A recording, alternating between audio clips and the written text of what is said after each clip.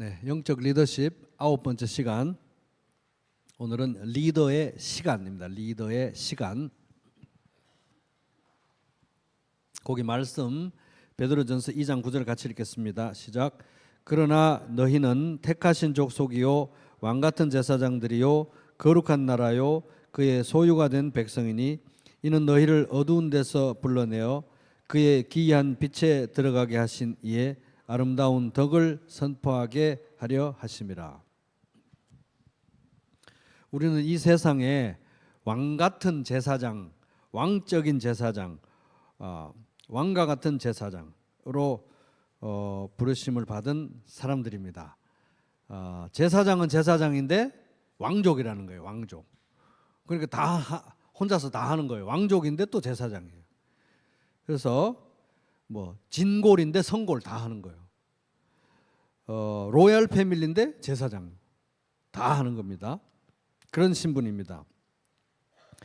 왜 그러냐 하면은 우리 아버지가 우리를 입양해 주신 아버지가 하나님이시고 또 왕이신 예수님과 우리는 연합한 그런 관계가 되기 때문에 우리는 이 세상에서 왕적인 제사장, 왕 같은 제사장들입니다. 그러니까 이제 이 세상 사람들은 몰라줘도 영적인 관점에서 보면은 왕 같은 제사장들보다 더 고귀한 인간의 신분이 없는 거예요. 그러니까 제일 좋은 가문에 속한 사람들이 우리들이다 하는 것입니다. 가장 고상한 직분인데 이게 바로 영어로 말하면 두 글자입니다. 두 글자. 뭐겠습니까? 리더. 그래서 리더로 부르심 받았다는 것입니다. 왕이 리더가 아니면 누가 리더겠습니까? 그죠? 제사장이 리더가 아니면 누가 리더겠습니까? 왕 같은 제사장이 리더가 아니면 누가 리더겠습니까? 그래서 리더는 사람을 움직여서 현재의 자리에서 하나님이 원하시는 자리로 옮기시는 사람이 리더, 바로 왕 같은 제사장들이 해야 하는 일인 것입니다. 한 사람이라도 더, 한 걸음이라도 더 예수 그리스도 앞으로, 하나님 앞으로 나아가게 하는 것, 그게 바로 왕 같은 제사장들이 하는 일이니까 다 성도라면, 내가 왕 같은 제사장이라면 나는 리더다 하는 것입니다. 그래서 이제 왕 같은 제사장이라는 이 개념에 대해서 우리 다시 한번 깊이 생각해 봐야 됩니다. 이것에 대해서 예수님께서 그 피로 나를 구원해 주시고 왕 같은 제사장으로 삼으셨으니 로얄 패밀리인데 하나님의 자녀인데 게다가 제사장까지 하고 있으니 왕자들이면서 제사장들이니까 이게 얼마나 진골에다가 성골도 같이 겹치고 있으니 우리는 얼마나 존귀한 존재들인가. 여기서 끝나면 왕 같은 제사장이 아니라는 거예요. 왕 같은 제사장들은 리더들이기 때문에 사람을 섬겨야 되는 사람들이고, 제사장들이 사실 말이 제사장들이지 구약의 제사장들은 사람들이 데려와서 이런 죄 짓고 와서 또 안수하고 목 따서 또 죽여놓으면 그걸 발라가지고 그 번제단 위에다가 똥 발라내고 뭐 해가지고 또 그 번제단 위에서 태워가지고 하루 종일 피 냄새, 똥 냄새, 고기 냄새, 웬만한 정육점 저리가라 할 정도로 아주 굳은 일을 많이 한 사람들이 사람들의 그 적나라한 죄를 가장 가까이에서 보는 사람들이 제사장인데, 우리는 왕적인 제사장, 그 일을 우리가 이 세상에서 해야 되는 거예요. 그래서 내가 만약 왕 같은 제사장이라면 나는 리더다 하는 거예요. 그래서 나는 왕 같은 제사장만 하고 그렇게 힘든 사람들을 막 이리 저리 가라 뭐 하나 예수께로 옮기고 이런 리더는 나는 싫어. 1번 된다, 2번 안 된다. 절대 안 된다는 것입니다. 내가 정말 왕 같은 제사장이라면 나는 리더로 부르심 받았다. 누군가를 섬겨야 되는 리더로 부르심 받았다는 것을 우리는 분명하게 깨달아야 되고, 이번에 이 리더십에 대해서 공부하면서 왕 같은 제사장이 정말 뭔지 큰 각성이 일어나면 좋겠습니다. 그래서 우리가 왕 같은 제사장으로서 이 땅에서 리더의 직분을 수행하는 우리 환경은 어떠냐는 거예요. 상황은, 처지는 굉장히 혼탁하고 악한 시대에 우리가 살고 있습니다. 상황이 녹록지 않다는 거예요. 그래서 우리는 시간을 아껴야 됩니다. 에베소서 5장 16절 시작.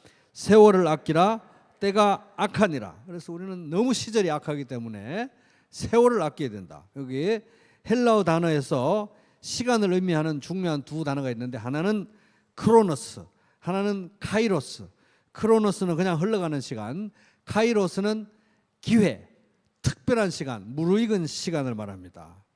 여기서 세월을 아끼라 할 때 이 세월은 카이로스, 특별한 시간, 기회를 말하는 것입니다. 기회.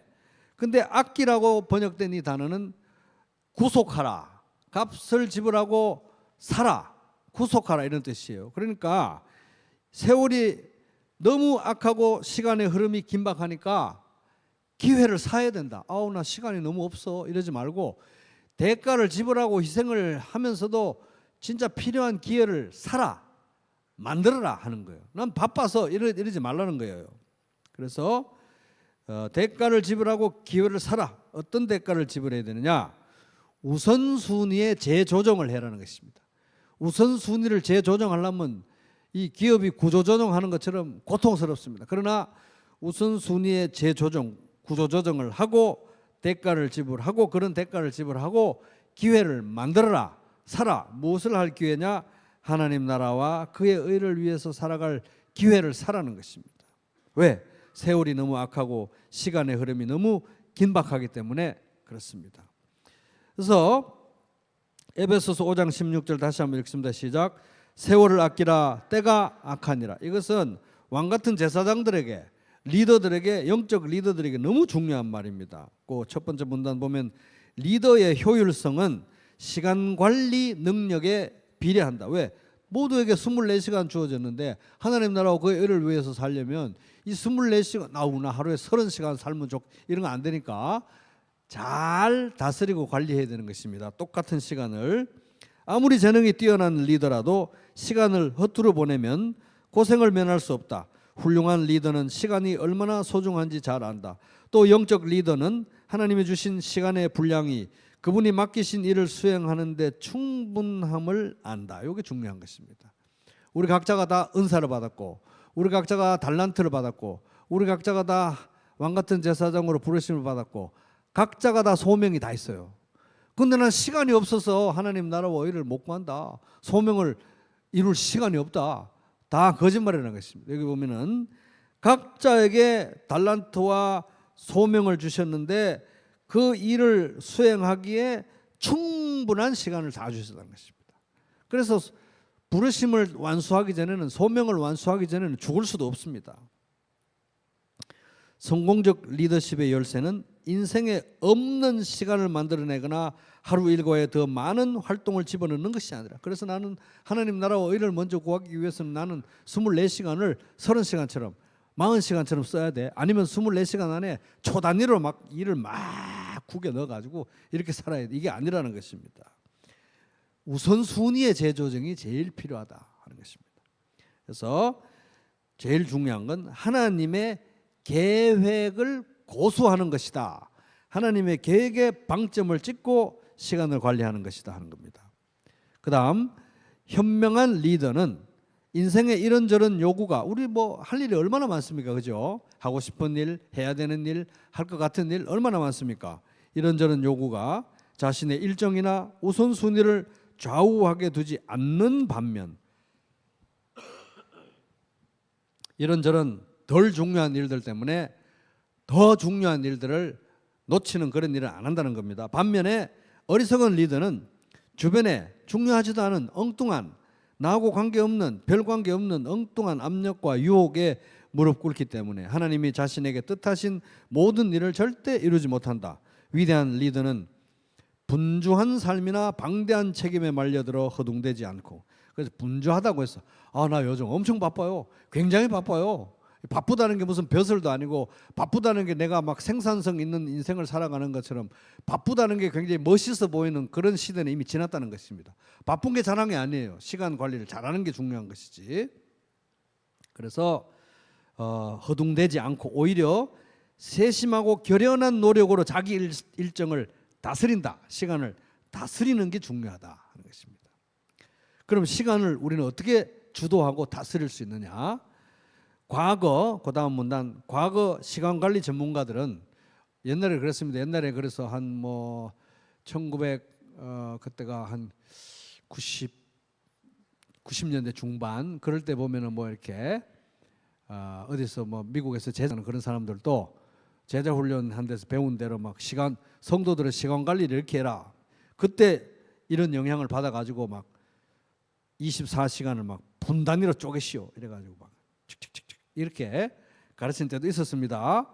과거 시간 관리 전문가들은 리더가 하루 일과를 더 많은 활동을 더 많이 24시간에 막 국에 넣는 거를 그런 방법을 가르친 거예요. 하지만 이렇게 하루에 더 많은 업무를 끼워 넣는 것은 일정 관리에 해답이 못 된다. 왜 그렇습니까? 감기 한 번만 들면 도미노처럼 다 무너지는 거예요. 그렇지 않습니까? 해답은 바른 일을 하는 것이다. 바른 일. 그래서 속도보다 지금은 방향이 더 중요하다. 이 지나간 시대에는 빨리 더 많이 더 높이 이랬는데 그런 사고방식의 피해와 부작용이 얼마나 많은지 한참 경험하고 나서 요즘 사람들이 안 믿는 사람들도 말하기를 속도보다 방향이 중요하다. 속도보다 방향이 중요하다. 이렇게 얘기합니다. 그래서 우리는 시간에 지배당하지 말고 시간의 노예가 되지 말고 시간을 다스려야 된다 하는 것입니다. 다스려야 된다. 그러니까 이거 보면 값을 주고 시간을 사라. 기회를 사라. 세월을 아끼라. 때가 악하니라. 이렇게 됐잖아요. 그죠? 그럼 우리가 시간의 노예가 되지 않고 시간을 다스리면서 지배하면서 살기 위한 삶의 원리들을 몇 가지 이제 여기 책에서 이야기하고 있습니다. 첫 번째 원리, 시간을 다스리면서 살기 위한 첫 번째 원리 따라 봅니다. 하나님의 뜻을 구하라. 시작.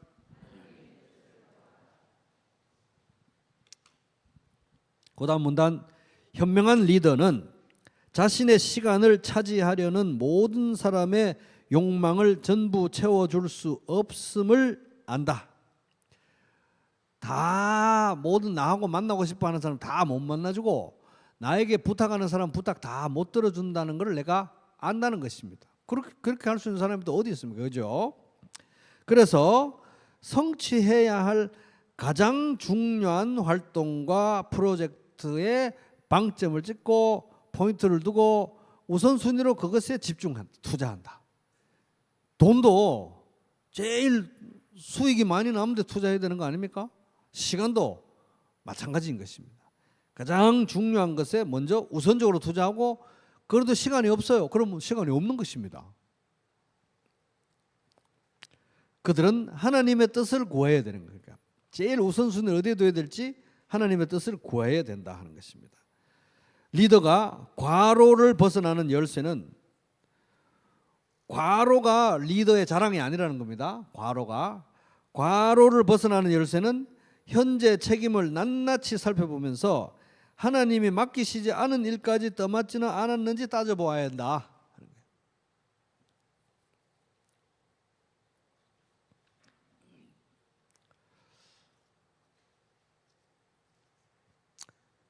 그래서 이제 이런 관점에서 생각해 보면 우리 성도들의 기도는 주여 내가 이 일도 해야 되고 저 일도 해야 되고 이 일에다가 저 일도 또 맡았고 여러 가지 계속해서 또 맡고 일이 이렇게 눈덩이처럼 불어나는데 이걸 다 하게 하여 주시옵소서. 이게 기도가 아니라는 것입니다.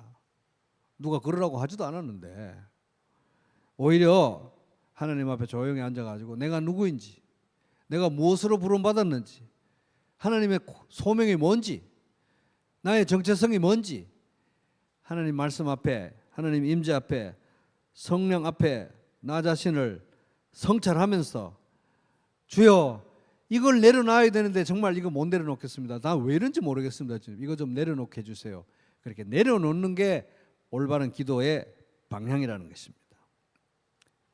기도는 나의 적극성, 능동성, 성취욕 이런 걸 가지고 하나님 이거 다 채워주십시오. 다 하게 해주세요.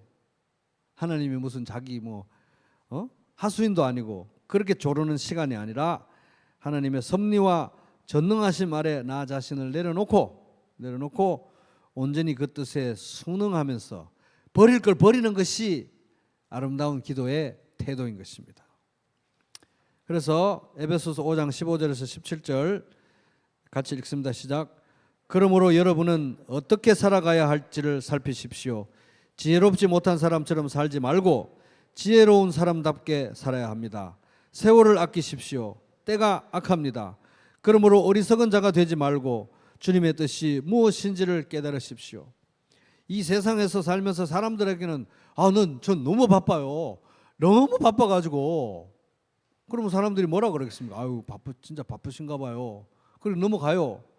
그런데 그날이 오면, 예수님께서 모든 걸 정리하고 청산하실 그날이 오면 너무 바빠가지고요, 예수님 앞에서는 그렇게 얘기 못하는 것입니다.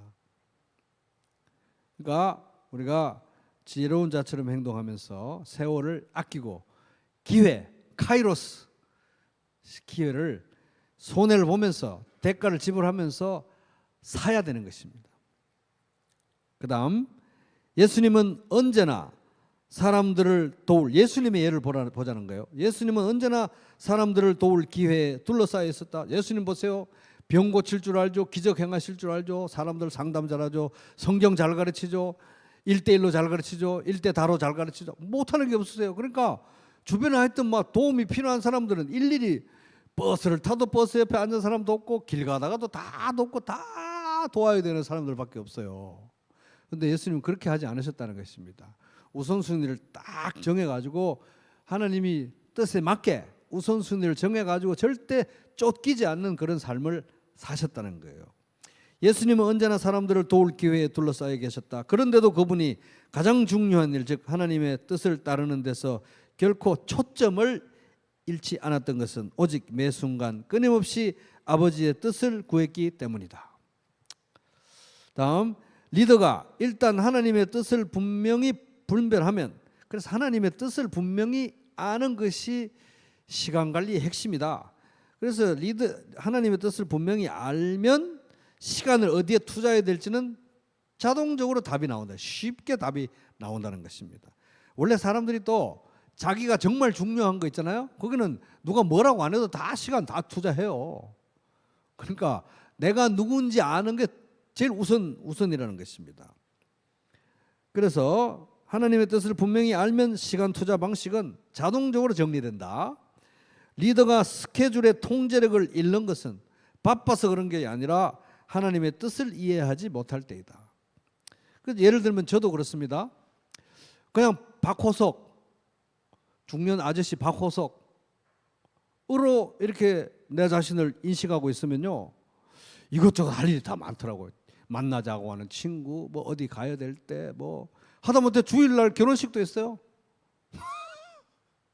근데 저를 부평교회 담임 목사라고 딱 제가 인식을 하고 이거에다가 엄청 중요한, 뭐 5,000명짜리 교회도 아닌데 뭐 주일날 뭐 결혼식 좀 가면 어때? 10,000명짜리 교회도 아닌데, 이런 식으로 생각하면 제가 시간 마음대로 쓰겠죠. 그러나 이게 주님이 피로 사신 교회라고 생각하고 내가 여기 담임 목사다 딱 생각하잖아요. 그렇게 딱 생각하고 나면 시간 사용에 대해서 진짜 칼같이 정리가 착 됩니다. 그래서 내 앞에서는 사람들이 일요일 날 결혼식 얘기도 못 꺼내요. 내가 이걸 얼마나 중요하게 생각하는지 아니까. 토요일 날은 제가 주례하는 거 아니면 웬만하게 얘기도 잘 못해요. 제가 이걸 얼마나 중요하게 생각하지 아니까. 그러니까 하나님의 뜻을 분별하고 내가 뭔지 정확하게 알면 시간 관리는 자동적으로 정리된다 하는 것입니다. 어울려야 할 종류의 사람들도 정리되더라고요.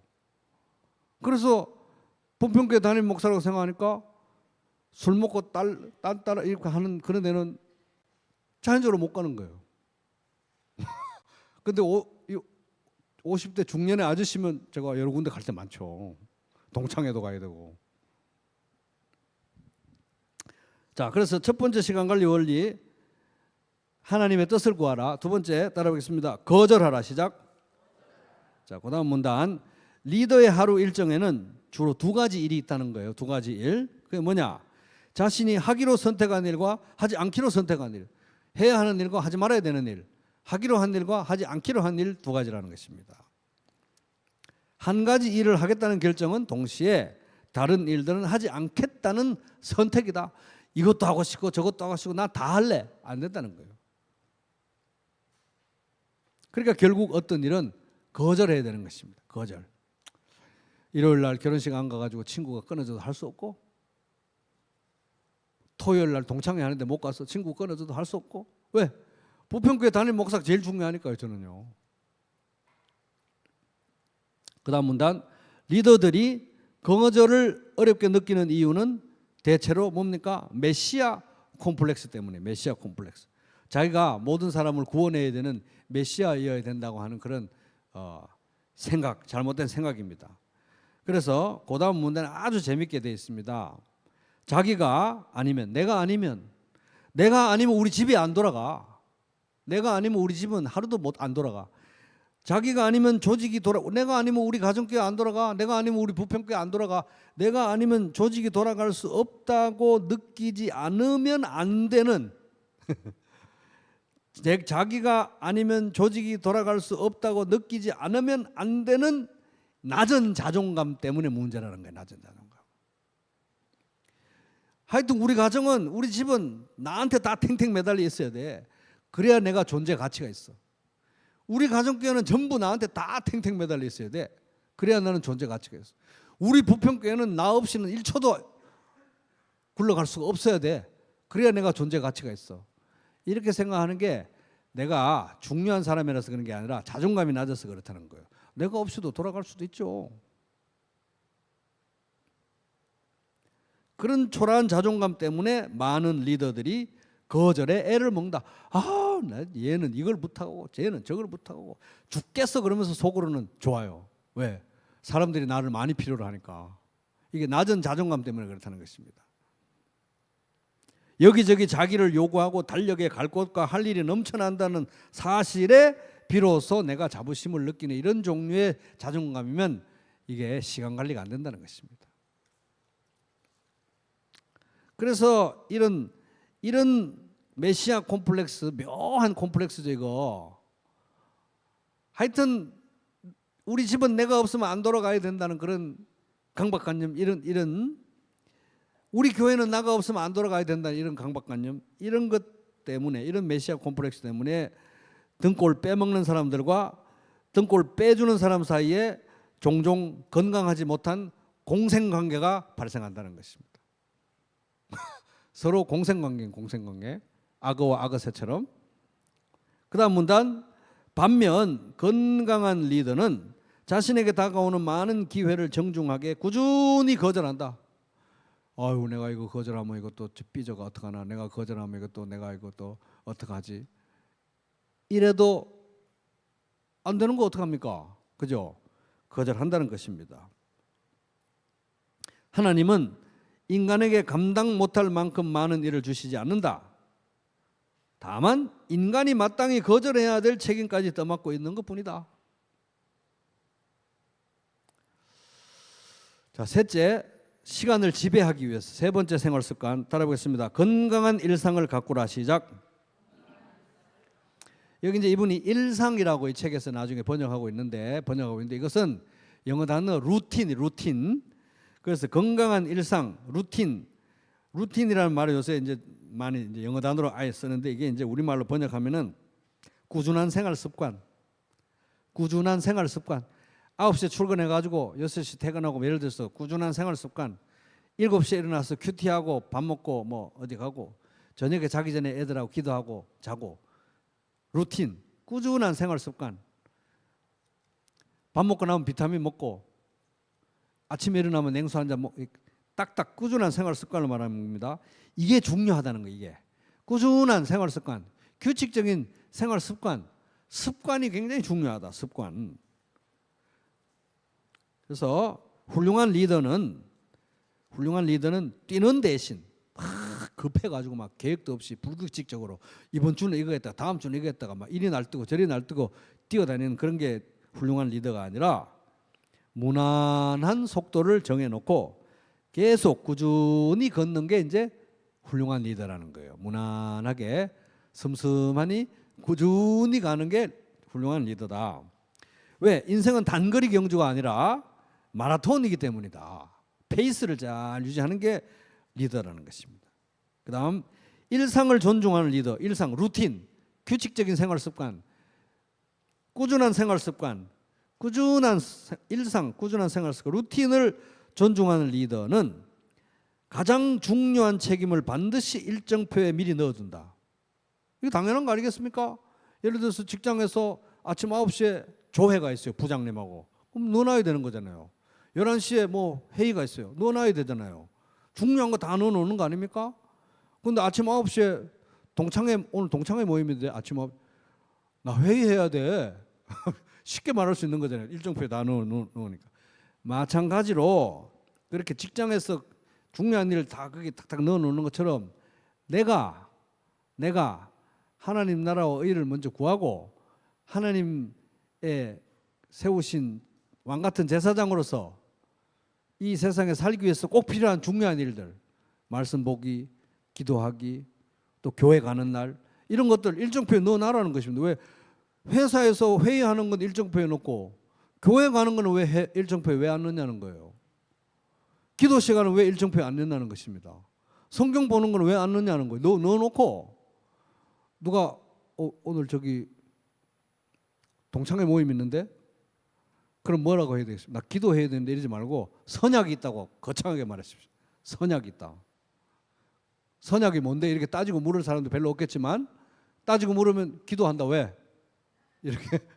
이렇게 선약이 있는 걸로 딱 만들어놔야 돼요. 그래서 일상을 존중하는 리더는 가장 중요한 책임, 영적으로 가장 중요한 이런 책임들도 일정표에 넣어둔다는 거예요. 회사에서 직장에서 하는 것만 적어두는 게 아니라 영적으로 중요한 일도 일정표에 넣어둬야 된다는 거예요. 이거는 뭐 언제든지 누구든지 치고 들어와든 돼도 되는 시간처럼 일정표에도 안 넣어놓고 시간 있어요? 있어. 오늘 큐티 그냥 넘어가는 거예요. 시간 있어요? 있어. 오늘 교회 가는 거 그냥 넘어가는 거. 일정표에 안 넣어놨으니까. 누구든지 들어와서 선전만 하면 되는 시간으로 하나님에 관한 시간들을 다 그렇게 적어놓으면 안 된다는 거예요. 처리하면 안 된다는 것입니다. 딱 일정표에 넣어놓고 선약으로 처리해야 돼요. 선약. 이건 선약이다. 하나님과의 선약인 거예요. 선약. 그럼 누가 뭐라 그래도 선약이 있다 말하면 되는 것입니다. 그래서 그렇게 내 시간을 내가 짜지 않으면 누가 짭니까? 남이 짜는 거예요. 동창들이 짜고 친구가 짜고 개모임 사람들이 짜고 다 내 계획을 다 짜주는 거예요. 그 사람들이. 그래서 내가 영적으로 중요한 일도 전부 이렇게 일정표에 넣어가지고 선약으로 처리해. 선약. 이거 다 선약이 있는 것입니다. 그리고 특별한 일이 아니면은 그 일상 루틴을 유지해야 되는 것이 유지. 그게 건강한 리더들의 삶입니다. 그다음 예수님의 삶은 날마다 돌발 상황이 많았던 것처럼 돌발 상황을 맞았던 것처럼 보이지만 예수님의 삶 우리 생각하면 맨날 돌발 상황이 있어가지고 예수님은 계획표도 없이 그냥 막 닥치는 대로 막 이 일 저 일 막 맞닥뜨리는 대로 막 불규칙하게 했던 것처럼 선입견이 있을 수 있지만 아니라는 것입니다. 예수님도 흔들리지 않는 일상의 지배를 받으셨다. 루틴이 있으셨다니 루틴. 꾸준한 생활 습관이 있었다. 성경은 예수님이 늦은 밤과 이른 아침에 습관적으로 루틴이 있었다는 거예요. 기도하셨음을 보여준다. 그 다음 영적 리더는 예수님이 하신 것처럼 규칙적으로 하나님을 만날 시간을 정해두어야 한다. 내가 이 시간에 오늘 성경 보는 걸로 딱 달력에 넣어놓았으면은 웬만한 일 아니면은 선약이 있다고 방해를 받으면 안 된다는 거예요. 예수님도 그렇게 했기 때문에 해내야 할 중요한 일들이 예수님처럼 많았던, 예수님 얼마나 바빴습니까? 예수님처럼 바빴던 분도 사역기간 내내 평온함을 유지했다는 거예요. 부산하게 막 정신없이 이리 뛰고 저리 뛰고 안 왔다는 것입니다. 왜 그러느냐? 자기 삶의 일정을 세심히 아버지께 맡겼기 때문이다. 그래서 하나님과 관계된 일을 가장 우선순위로 달력에 집어넣고 그거는 선약, 제일 중요한 선약으로 하나님이 아니면은 바꿀 수 없는 선약으로 넣어놓는 게 중요하다. 그래서 그다음 계획에 실패하는 것, 그렇게 그런 중요한 루틴을, 중요한 하나님과 관계된 그런 일들을 일정에 넣고 계획을 미리 안 세워놓으면은 계획에 실패하는 것은 실패를 계획하는 것이다. 이미 계획이 없기 때문에 실패가 계획된 거나 마찬가지가 되는 것입니다. 그래서 나는 너무너무 바빠요. 너무너무 바빠 이러면서 자기가 뭐 굉장히 중요한 사람인처럼 얘기하는데 시간 관리를 못하고 있다는 얘기인 것입니다.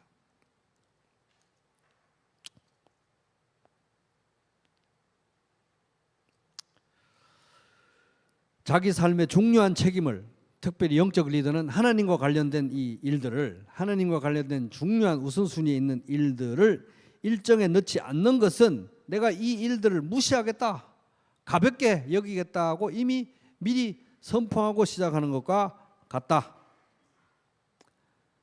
그래서 그러나 이제 그럼에도 불구하고 너무 경직되면 안 된다는 얘기를 합니다. 그다음 문단, 영적 리더는 하나님이 언제든 원하실 때 자신의 스케줄에 끼어드실 권리가 있음을 기억해야 된다. 그래서 이제 하나님 이제 인도하신 가운데 오늘 아침에 몇 시에 교회 성도가 급한 일이 생겼어요. 그래서 명백한 주님의 인도와 음성으로 빨리 가서 도와라, 가서 기도해라. 주님 못 갑니다. 왜? 큐티 해야 되는데요. 이러면 안 된다는 거예요. 그러면 이제 스케줄이 우상이 된 거예요. 스케줄이. 그죠? 그래서 항상 우선순위는 왕이신 하나님께 있다. 왕이신 하나님께 있다. 유도리가 있어야 된다는 거예요. 유도리가. 스케줄에 끼어드실 권리가 있음을 기억해야 된다. 하나님은 가장 꼼꼼한 리더의 삶의 틀보다도 그 틀의 위에 계신다. 위에 계신다. 자, 넷째, 시간을 지배하기 위한 삶의 원리 네 번째 따라합니다. 위임하라. 시작. 다음 보면은 리더의 업무량은, 이거 아주 중요합니다. 리더의 업무량은 타인에게 업무를 위임할 수 있는 능력에 정비례한다. 어떤 리더가 그러니까 이제 박 목사 예를 들어 볼게요. 예를 들어서 박 목사가 목회를 할 때 내가 목회자로서 제가 할 수 있는 업무량, 일의 양은 뭐에 비례하느냐 하면, 나 혼자 막 동해 번쩍 서해 번쩍 밤낮으로 뛰면서 막 24시간 1분 단위로 쪼개가지고, 이것은 아무리 해봐야 1인분밖에 안 된다. 1인분. 그럼 리더의 총 업무량은 내가 이것을 사람들을 잘 세워서 일을 얼마나 많이 위임하느냐에 정비례한다는 거예요. 그러면 10명에게 위임하면 10인분이 되는 거고 100명에게 위임하면 100인분이 되는 거죠. 그런데 나 혼자는 아무리 뛰어봐야 1인분밖에 안 되는 것입니다. 그죠? 그래서 위임이 굉장히 중요하다. 위임을 꺼리는 리더는 자신의 생산성을 자기 혼자 성취할 수 있는 일의 분량으로 제한한다는 것이다. 그래서 제가 만약에 나의 생산성은 내가 얼마나 많은 일을 하냐가 중요하다. 자, 성도 여러분들은 다 헌금이나 하시고, 조용히 헌금이나 하시고, 제가 얼마나 이 훌륭한 선수로 잘 뛰는지 보세요. 응원하시고. 이렇게 돼서는 안 된다는 거예요. 훌륭한 리더는 코치가 돼. 코치가 돼가지고 성도들을 전부 선수로 만들어가지고 다 뛰게 만드는 게 목회를 잘하는 것이 되는 것입니다. 목자님들도 마찬가지입니다. 가정교회에서 내가 다 합니다. 다 해요. 다. 사사건 건 다 합니다. 이게 아니라 시간이 갈수록 자꾸 사람을 세우고 해서 내가 꼭 해야 되는 일 말고 그도 할 수 있는 것들을 자꾸 나눠줘서 일을 위임하는 것이 목자의 역량과 이 업무량에 해당한다 하는 것입니다. 위임이 업무량과 정비례한다 하는 것입니다.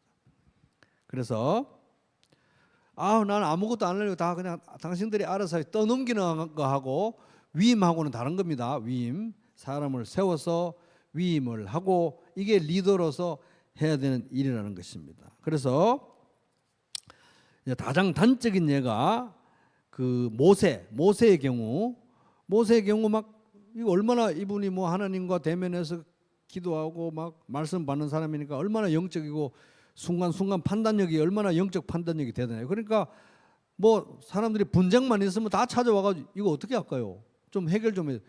이렇게 하다 보니까 막 입소문 나니까 막 그 출애굽 한 200만 명 그 중에서 전부 다 모세를 다 찾아오는 거예요. 그러면 워낙 똑똑하니까 막 한 건당 3분 딱 해가 착착착착착 처리하니까 너무너무 잘하는데도 24시간이니까 안 되는 거 아닙니까? 그래서 시간이 없고 모세도 지치고 사람들도 지치고 이러니까 그 장인어른이, 지혜로운 장인어른이 와가지고 그러지 말고 1000부장, 100부장, 50부장, 10부장을 세워서 그 중간 리더들을 세워서 그들이 꼭 당신이 해결하지 않아도 되는 일들은 그들이 처리하도록 하시오.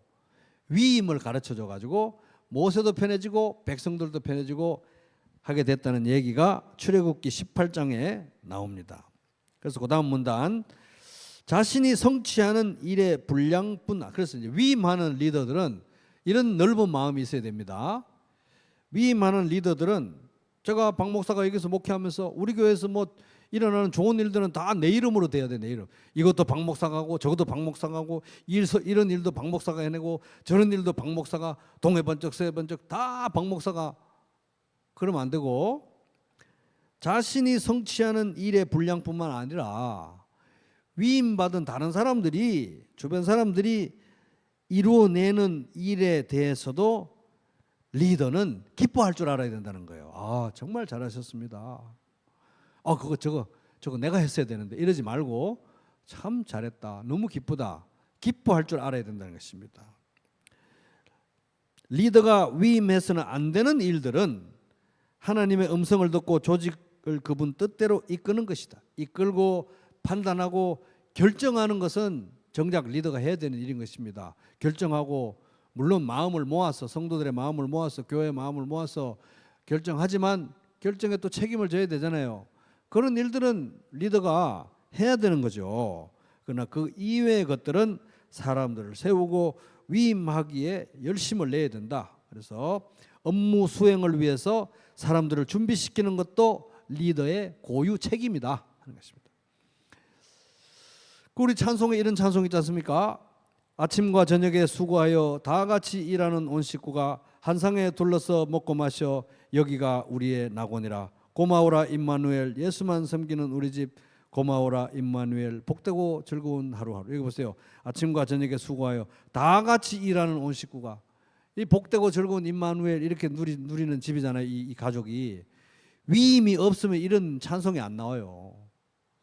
엄마가 우리 집 일은 다 내가 한다. 다 청소도 내가 하고 밥도 내가 설거지도 내가 다 내가 한다. 다. 그러면 온 식구가 이렇게 한 상에 둘러 앉아가 다 수고해가지고 이렇게 감사하면서 예배를 못 드린다 이 말입니다.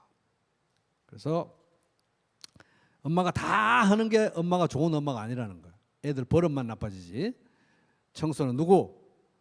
거실 청소는 누구? 너 남편은 뭐? 이렇게 딱딱딱 해가지고 일을 나누는 게 중요하다. 그럼 위임을 꺼리는 이유는 뭡니까? 위임을 왜 이렇게, 위임을 하면 이렇게 모두가 좋은데 왜 위임을 왜 안 할까요? 여러 가지 이유가 있습니다. 완벽주의. 아유, 설거지 시켜놓으면 저 애가 또 접시 깨나 안 깨나, 뭐 또 마음에 안 드네, 티끌이 묻었네 안 묻었네, 이렇게 완벽주의. 두 번째, 아유, 너 시킨 일 차라리 내가 하는 게 빠르다, 빨라. 내가 하는 게 빠르다. 또는 부탁하기가 너무 불편하고 미안했어. 책에 다 나오는 내용입니다. 나중에 보세요. 이런 여러 가지 위임을 꺼리는 이유들이 있는데, 그 다음 문단 유인물에 위임을 꺼리는 이유가 무엇이든 리더가 알아야 될 거 이거라는 거예요. 위임이야말로 리더십 기술의 으뜸임을 알아야 된다. 백미다, 압권이다. 리더십의 책무 중에 제일 고급지고 제일 중요한 것이 바로 위임입니다. 위임. 그래야 사람, 나와 같은 리더가 세워질 거 아닙니까, 그죠? 자, 그다음 이 시간을 지배하는 생활 습관 다섯 번째 따라 보겠습니다. 집중하라. 시작. 집중할 줄 모르는 리더는, 거기 다음 문단, 쓸데없는 방해나 지엽적인 일에 휘둘린다. 집중을 해야 된다는 거예요. 중요한 일에, 우선순위에 왕같은 제사장으로서 모든 성도들이 매일 직면하는 문제죠. 이것도 해야 되고 저것도 해야 되고 해야 될 게 보통 많지 않습니다. 우선순위가 없으면 맨날 휘둘려요.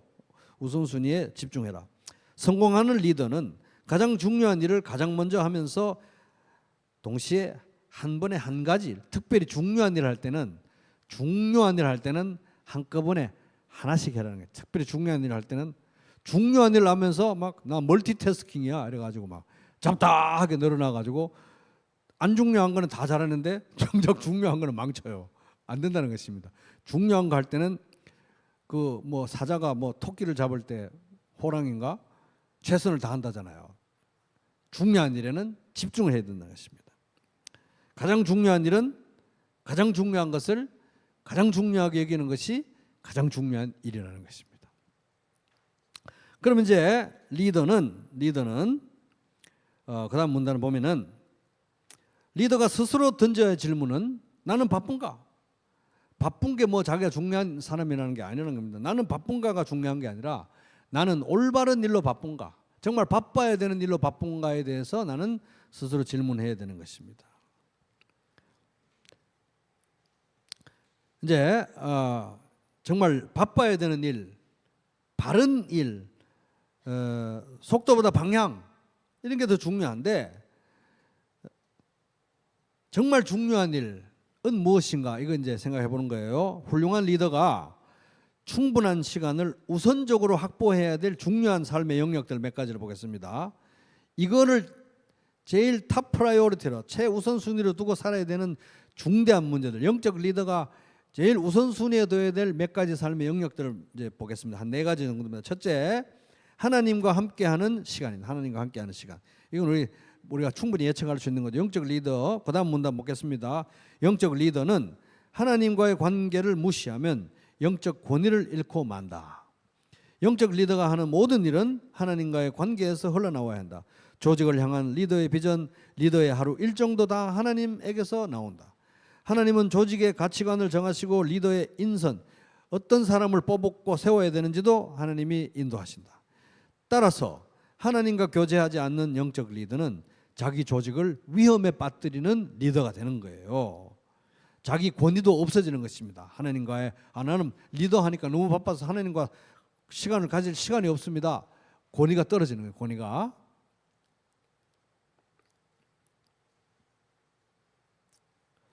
그래서 아무리 바빠도 예를 들어 직장에서 사장님이 주관하는 회의에 빠지면 안 되는 거잖아요. 아무리 바빠도 반드시 거쳐야 되는 부장님 결제를 빼먹을 수는 없는 거잖아요. 사장님한테 가서 제가 바빠서 회의에 못 가겠습니다. 바빠서 결제 못 하겠는데요. 이러는 거 없다는 거예요. 우리의 왕이신 하나님과의 시간이 바빠서 못 가지겠습니다. 이건 있을 수 없다는 것입니다. 그래서 다음 문단, 열쇠는 리더가 하나님과 시간을 보내는 그럼 하나님과 시간을 보내면 되죠. 5분 됐죠? 하나님? 5분 있었습니다. 됐죠? 이러고 이제 가버리는 거예요. 자녀들과 시간 보내야 되는데 야 오늘 10분만 놀아주게 10분 됐지? 땡 이제 끝이다.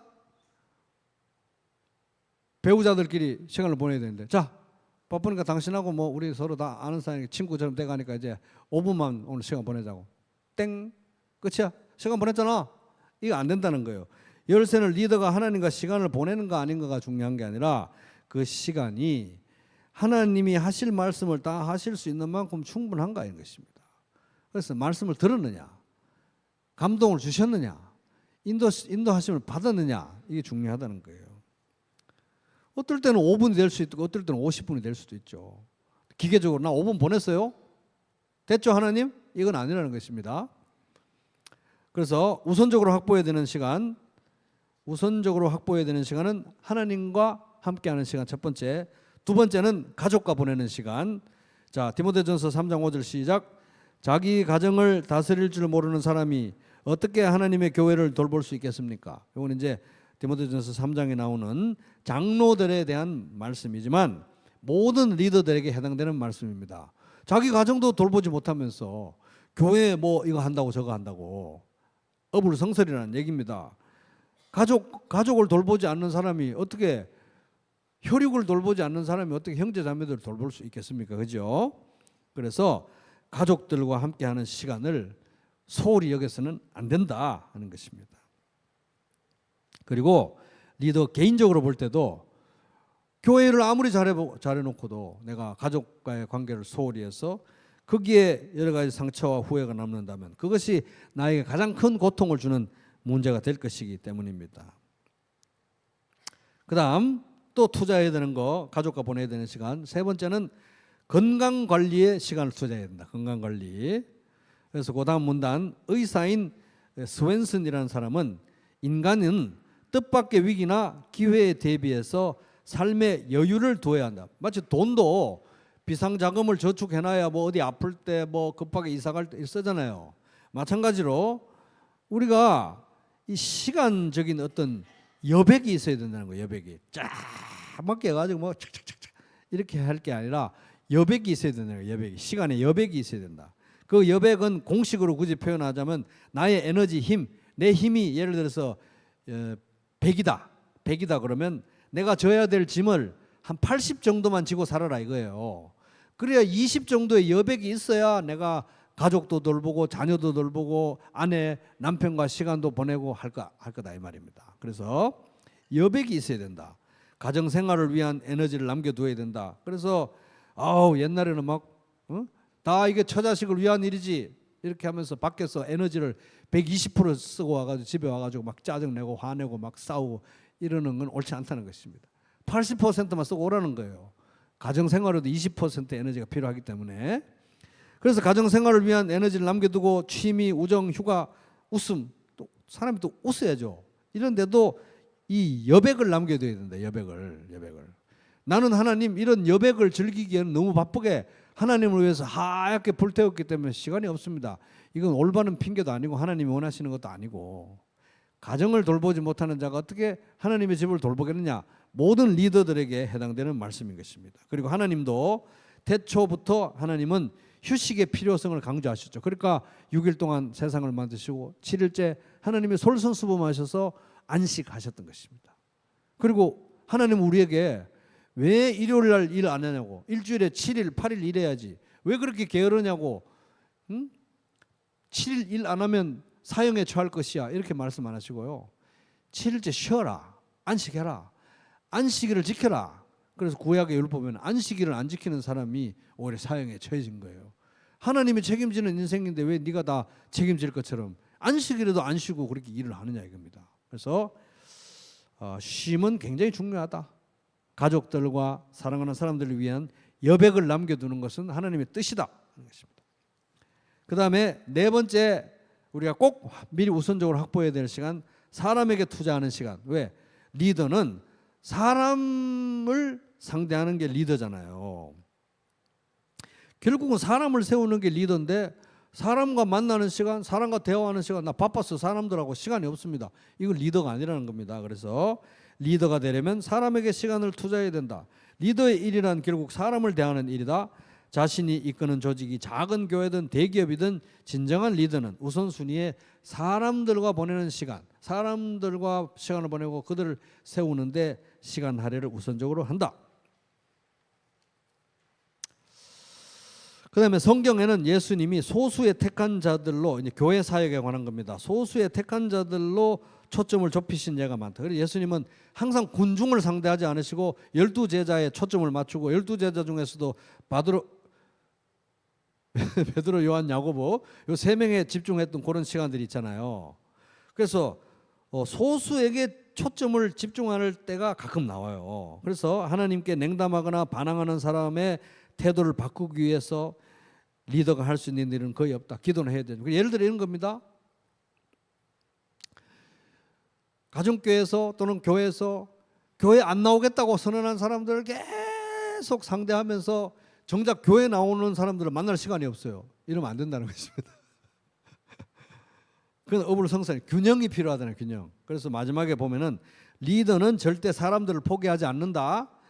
그러나 성장하는 생산적인 사람들과 그렇지 못한 사람들을 가려서 시간을 지혜롭게 투자해야 된다 이겁니다. 그래서 반응하고 배우려 하고 하는 사람들에게 사실 어떨 때는 초점을 두고 더 많은 시간을 할애해야 될 때가 있어요. 그러나 또 멀리 떨어지는 사람들에게도 시간을 할애해야 되겠죠. 그러나 소수에게 집중할 때도 있어야 된다. 이 균형점을 잘 이루어야 된다 하는 것입니다. 그럼 시간의 도둑들, 우리의 시간을 뺏어가는 도둑들 몇 가지만 짚어보고 이제 끝납니다. 첫 번째 도둑, 첫째 신기술의 노예가 되지 말라. 그래서 뭐 이 리더가 시간을 효율적으로 사용하기 위해서 시간을 효율적으로 관리하는 이런 어플리케이션, 저런 기계, 시간을 효율적으로 사용하기 위한 이런 신기술들을 익히기 위한 시간을 너무 많이 써가지고 사용할 시간이 없어지는 이런 역설에 이르지 말라는 거예요. 그러니까 어느 정도껏 해라. 기술이 좋아진다고 시간이 자동적으로 많아지는 건 아니다 이거죠. 그래서 그 균형을 이루라 하는 것입니다.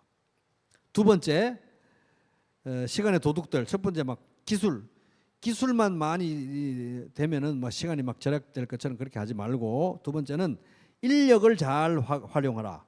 리더의 책상에는 쉬지 않고 일이 쌓인다. 그러므로 리더는 쉬지 않고 위임을 해야 돼. 위임. 자꾸 위임을 해야 된다는 거예요. 남한테 떠넘긴다는 게 아니라 책임감 있게 사람을 세워서 일을 맡기면서 사람을 키워내야 된다. 리더는 예산 제약을 고려하지 않고 아무렇게 직원을 늘려서는 안 되겠지만, 예산 범위 내에서 해야 되겠지만 조직의 최대 효율성을 따져서 사명을 감당할 수 있는 훈련받은 인력을 확보하는 일에 힘써야 한다. 그 다음에 세 번째, 시간 잡아먹는 세 번째, 이분이 말하는 이렇게 제목입니다. 잡담을 줄이라. 잡담하지 말아요. 잡담. 그러면서 이분이 이렇게 말합니다. 한번 들어보세요. 잡담은 가장 흔한 시간 낭비의 요인이다. 민감한 리더는 중요한 문제에 관한 대화라면 기꺼이 시간을 낸다. 효율적인 리더는 최선을 다해서 의사소통을 간단 명료하게 한다.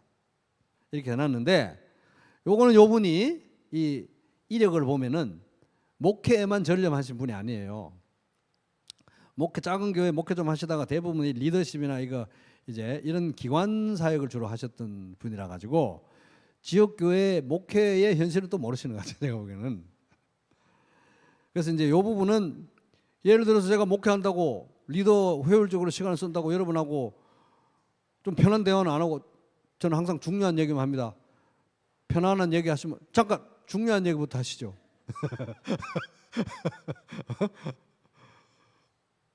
뭐 채전밭에 뭘 심었는데 뭐 상치가 어떻게 됐는데 이런, 잠깐요, 중요한 얘기만 하세요. 중요한 얘기만요. 이러면 제가 목회가 되겠습니까? 안 되겠습니까? 안 된다는 거예요. 이분이 이 목회, 이 작은 이 지역 교회의 목회를 잘 모르시고 하는 말씀 같고, 작은 교회에서 평생 목회만 하신, 그래서 돌아가셨지만 목사들의 목사로 존경받는 유진 피터슨 목사님이란 분이 이 부분에 대해서 한 말을 제가 인용하도록 하겠습니다. 여기 이제 이 이제 영적 리더십 이 책에는 이 잡담을 아이들 컨버세이션, 게으른 대화, 무가치한 대화 뭐 이런 식으로 이제 그 단어를 쓴 것 같은데, 요즘 이제 많은 이제 젊은 분들이 쓰는 영어 단어는 스몰 토크 뭐 이런 단어예요. 그래서 사실 잡담이 스몰 토크인데, 이분 이제 유진 피터슨 목사님이 목회 영성의 흐름이라는 책에 이렇게 썼습니다. 목회를 해보니 이렇다는 거예요. 대부분의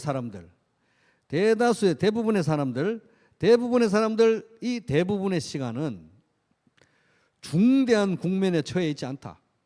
대부분의 성도들이 대부분의 시간에 무슨 당장 오늘 뭐 죽느냐 사느냐, 뭐 나라가 망하느냐 안 망, 이런 일들이 항상 일어나는 게 아니라는 거예요. 대부분의 성도들은 대부분의 시간에 그냥 일상적인 일을 하고서 산다는 거예요.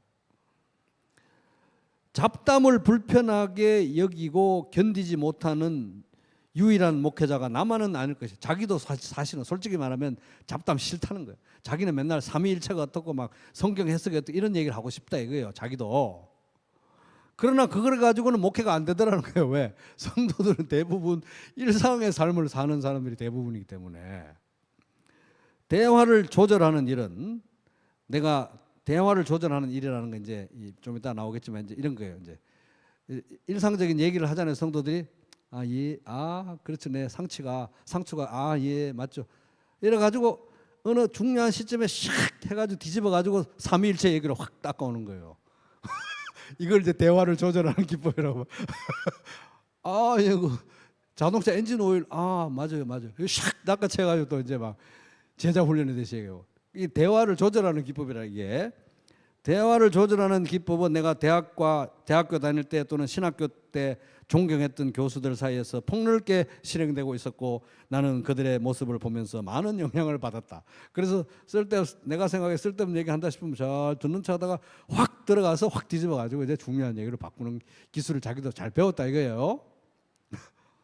근데 그런 거는 술수지 진심이 아니더라 이거예요. 목회를 길게 해보니까 이분이 평생 목회를 했거든요.